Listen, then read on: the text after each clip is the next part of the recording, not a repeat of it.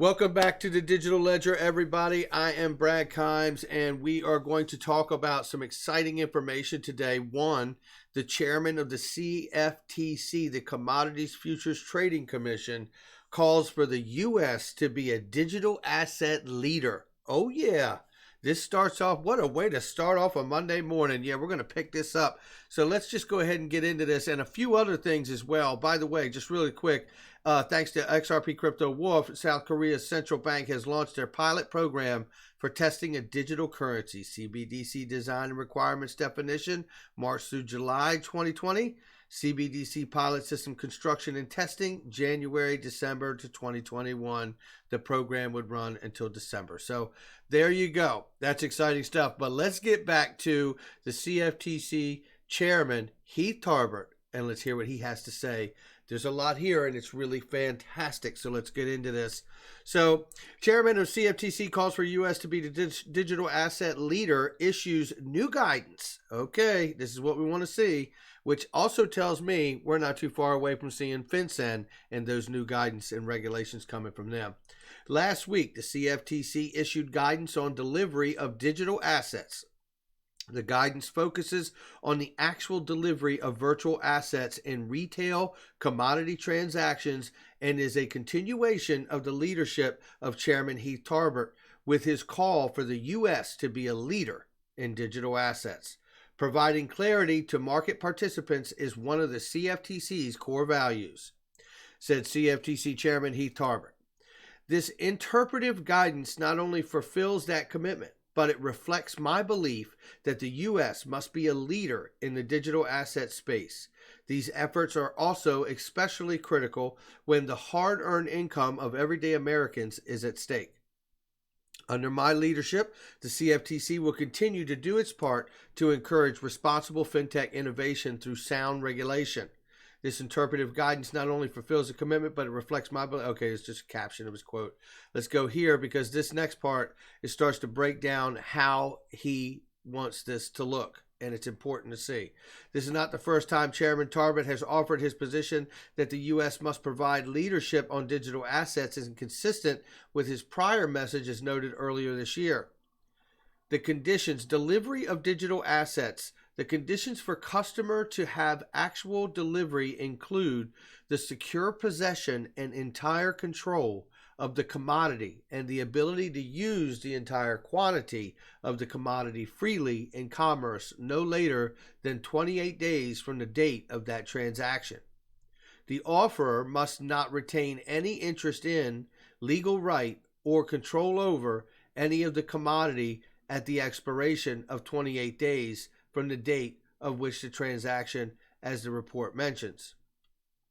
Indeed, in its simplest form, actual delivery of virtual currency connotes the ability of a purchaser to utilize the virtual currency purchased on the spot as a medium of exchange in commerce or within the entirety of its relevant blockchain ecosystem. The report notes it defines virtual currency broadly and that it does not intend to create a bright line definition given the evolving nature of the commodity and its underlying blockchain or DLT technology. It describes virtual currency as a digital asset with any digital representation of value or unit of account used as a form of currency through units, tokens, or coins, and may be distributed by smart contracts. Virtual currency is a digital asset that encompasses any digital representation of value or a unit of account that is or can be used as a form of currency, i.e., transferred from one party to another as a medium of exchange. May be manifested through units, tokens, or coins, among others, and may be distributed by the way of digital smart contracts, among other structures.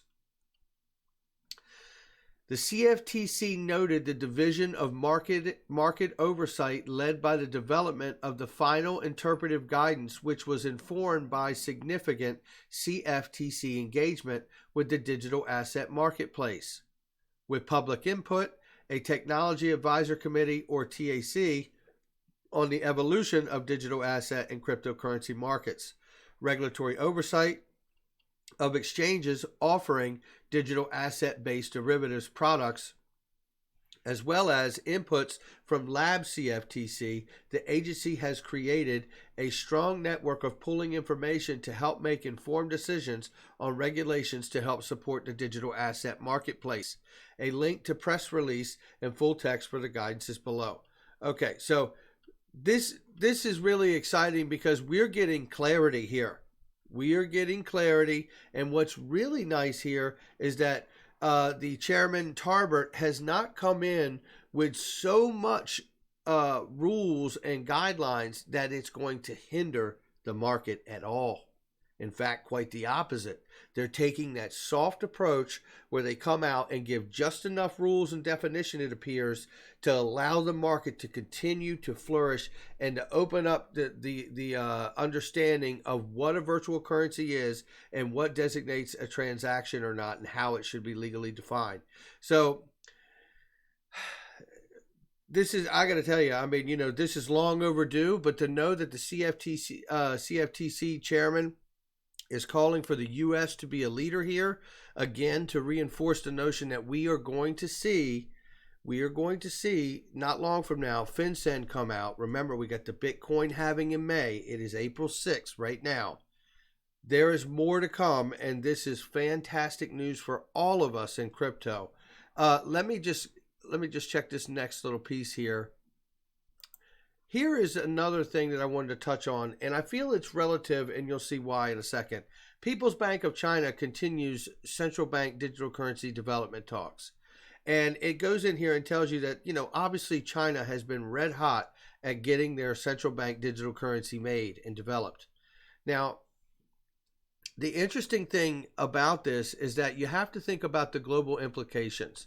First of all, globally speaking, no one wants to use China's Communist Republic central bank digital currency. That's generally speaking, I think that's a safe statement, right?